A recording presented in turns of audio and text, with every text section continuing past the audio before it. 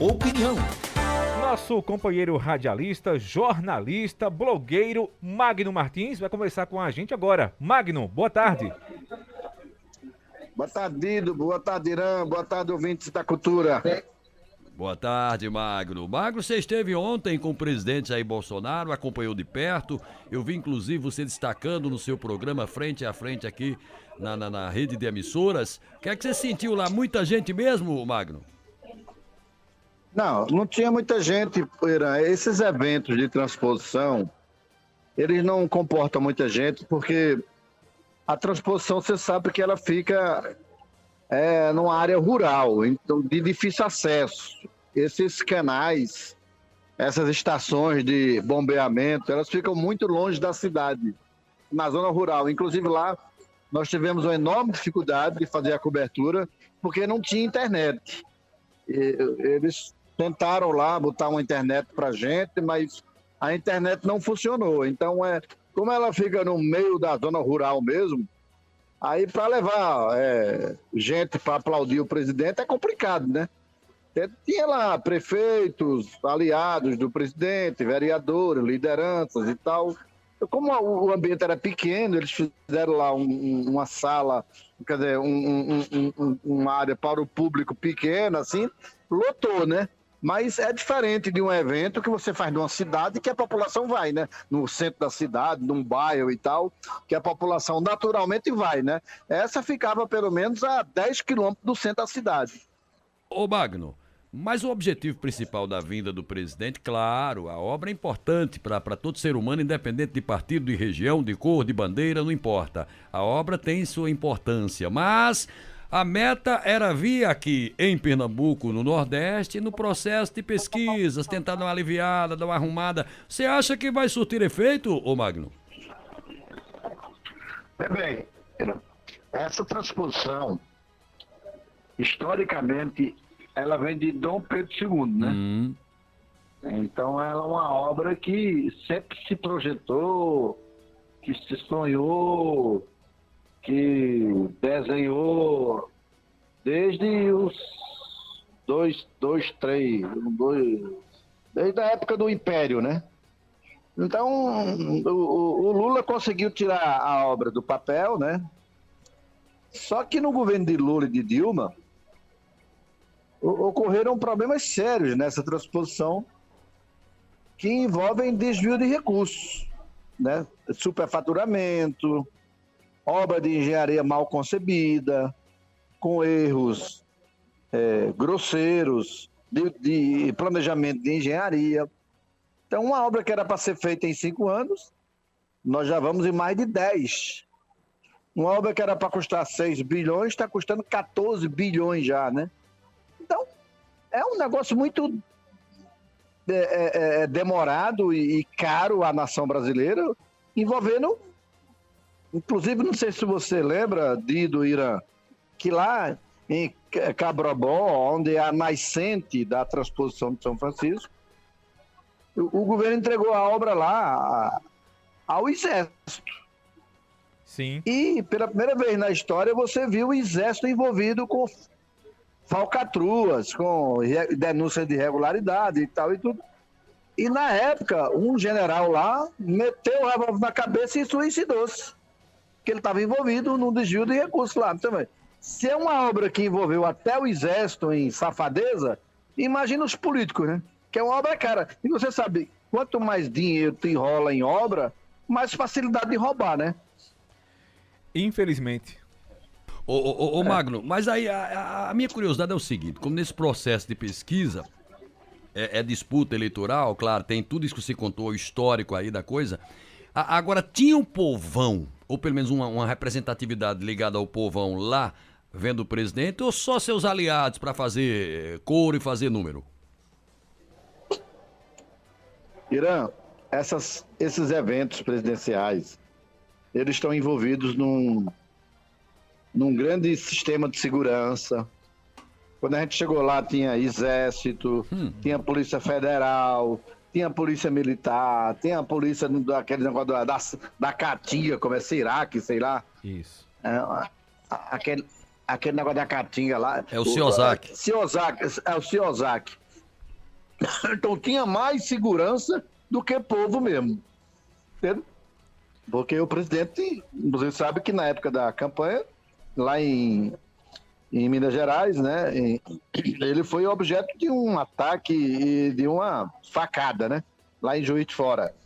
Então, eu acho que esse negócio provocou uma neurose muito grande nessas visitas presidenciais e eles exageram na segurança, né? É verdade. Agora, E como eu te falei, como o acesso é muito difícil, aí você não tem um prefeito aliado. Quando o prefeito é aliado, ele leva o povo, né? perfeito. Bota o povo em cima dos caminhões e leva. O prefeito Salgueiro, ele é da oposição, ele é do PSB. Ele mandou o vice dele lá, que é bolsonarista, mas o vice não fez a mobilização para levar o povo. O Magno, Quando o Lula fazia esses eventos, ele contava com um exército de prefeitos que montavam a estrutura para botar gente. perfeito. Ô Magno, agora eu ouvi você no programa de ontem, frente a frente, você ainda conseguiu entrevistar alguém. A gente sabe que a imprensa com o presidente Jair Bolsonaro é um pouco ressabiada, tem uma certa precaução, mas você ainda conseguiu. Aí eu lhe pergunto, você encontrou muitas dificuldades, você foi tratado a contento nesse aspecto? E outra coisa, se falou no pau de arara, Magno? Irã, eu conheço o Bolsonaro desde a época que ele era deputado federal, tá? Pelo Rio de Janeiro. Então, ele, como deputado federal, ele deu várias entrevistas para a Rede Nordeste de Rádio, no Frente a Frente. Então, eu já tinha uma relação antiga com ele. Ele, presidente da República, o primeiro jornalista a fazer uma live pelo Instagram com ele fui eu. E, recentemente, há 4, 5 meses, no máximo, eu fiz uma entrevista exclusiva para a Rede Nordeste de Rádio e mais a rede de rádios do Norte. A gente juntou mais de 400 emissoras, não sei se você está lembrado. E ele nos recebeu lá no Palácio Planalto, a gente fez outra exclusiva com ele. Então, quando eu cheguei lá, que eles, quando ele chegou, eu cheguei próximo a ele e disse: ó, presidente, dá para o senhor gravar para mim? Ele disse: não, Magno, grava agora. Então, mas como tinha muito puxa-saco, muita segurança, eu só consegui fazer 3 perguntas. Entende? Porque qual era a minha intenção? Era perguntar sobre esse tropeço verbal que ele deu lá na live dele, quinta-feira, chamando nós, nordestinos, generalizando tudo de pau de arara, né? Que, aliás, ele saiu muito pior, a emenda saiu pior do que o soneto, porque ele chamou a gente de cabeçudo, de arataca, de não sei o que mais. A minha entrevista com ele ontem repercutiu no Brasil inteiro. Globo, Folha, Estadão, os principais sites, só não sai no Jornal Nacional. Então, nossa entrevista repercutiu muito. Então, eu não tenho dificuldade, eu não tive aparentemente nenhuma dificuldade de entrevistar ele. Agora, eu queria perguntar a ele sobre os combustíveis, que tem um projeto no Senado que está tramitando sobre a possibilidade de reduzir o preço dos combustíveis, mas eu não tive a oportunidade porque quando eu fiz a terceira pergunta, os seguranças me arrastaram. Pronto, Magno, eu percebi aqui, nós percebemos que houve realmente em algum momento você enfrentou dificuldade, não, eu imagino que por parte do presidente, mas pelo pessoal, a tropa de choque, o pessoal que faz aquela blindagem. Os puxa-saco. Então isso aconteceu, infelizmente. Aconteceu. Foi difícil, porque quando eu fiz a pergunta sobre o pau de arara, inclusive teve senador, o Magno Malta, que estava lá, e outros deputados e tal, que responderam em nome do presidente. Ele ficou até constrangido. Você vê que tem umas vozes no vídeo de pessoas respondendo por ele, né? Infelizmente, né, Magno? Às vezes o próprio presidente não é tão complicado pra gente conversar, mas leva a fama. Não tô aqui defendendo, pelo amor de Deus, que senão daqui a pouquinho o pessoal de esquerda vai me meter a chibata também aqui em Dido Montenegro. Mas às vezes, né, o presidente não é nem tão complicado para conversar, mas tem uma galera, esse termo que você usou aí, né, o puxa, né? O puxa-puxa, que acaba, inclusive, a ação desse puxa-puxa detona o presidente. Bido, mas isso não é uma coisa exclusiva do Bolsonaro, né? Não. Eu tô nessa área aí há 40 anos, eu acompanho política nacional há 40 anos. Isso aconteceu desde Sarney, né? Eu viajei com Sarney pelo país, eu fui com Lula para Cuba, eu viajei com Fernando Henrique, viajei com Dilma. Então isso é típico de presidência, de presidente da República, né? Você não consegue evitar uma coisa. Até mesmo aqui para governador do estado, você vê esse monte de puxa-saco, quando o governador chega numa cidade do interior, é difícil você ter o acesso ao governador, porque ele tem aquele aparato ali de puxa e de segurança, né? Ô Magno, ainda sobre essa visita do presidente, já que você se destacou no país, aliás, até pelas colocações, as observações, as perguntas bem pontuais, da outra vez que Bolsonaro esteve aqui, não me recordo, né, se tratando desse mesmo assunto ainda da adutora, da transposição, ligada a essa parte hídrica. E o que foi destacado foi a parte do governo federal está sendo feita, a parte do governo estadual está pendente, ou seja, estou fazendo a minha, fulano não faz a dele. Abordou esse assunto que você conversava com o Gilson, né? E eu via muito isso no seu programa. Mas hoje pela manhã já tivemos informações lá de Salgueiro, do próprio prefeito de lá, dizendo que não é bem assim. Não é bem como foi dito, que o governo federal fez tudo e o governo do estado não fez. Onde é que está o fundo de verdade aí, ou onde é que está o jogo? A gente não sabe, né, Irã? Porque é o seguinte, o governo dá uma versão e o prefeito dá outra. Pelas redes sociais, eu vi muitas manifestações de pessoas de Salgueiro dizendo que o prefeito está mentindo. Que o prefeito está mentindo.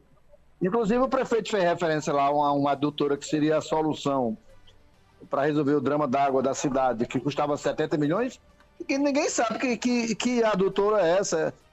Isso deve existir só um projeto no papel dele, né? Porque ninguém conhece essa adutora, né?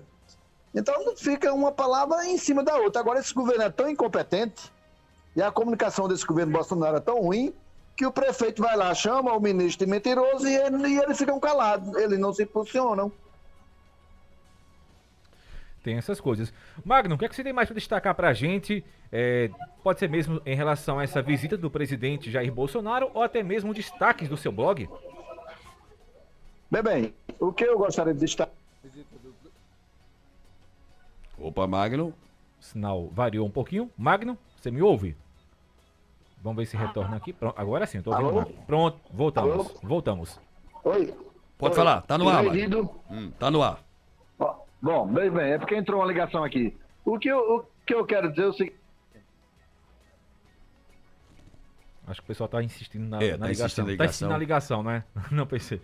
Enfim, acontece. O pessoal está insistindo na ligação. Vamos tentar reconectar aqui rapidinho, não é? É normal porque o telefone também fica liberado para ligação convencional, por isso que acontece isso, mas não tem problema. Ele vai trazer para a gente mais algumas informações. Lembrando que o ouvinte também está acompanhando aqui a gente pelo Facebook e, logicamente... Agora tá ok, Magno? Agora sim, voltou? Alô? Pois não, Magno, estás no ar. Bom, é o seguinte, eu queria destacar o seguinte, o presidente Bolsonaro, eu analisei isso na minha coluna hoje, percebendo... Estão ouvindo, porque está entrando uma ligação direta aqui. Estão ouvindo agora? A gente nota, se oscila a qualidade sonora em função de ligações, mas pode falar.